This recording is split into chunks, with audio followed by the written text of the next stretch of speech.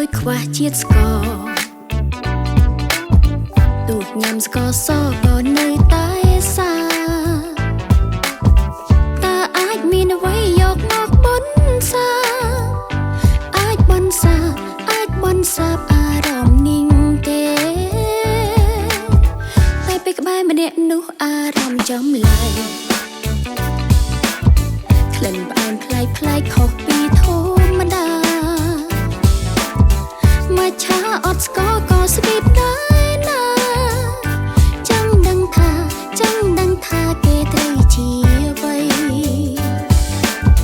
ពេលនេះបេះដូងខ្វះជាតិស្ករហើយខ្វះមែនទេហើយ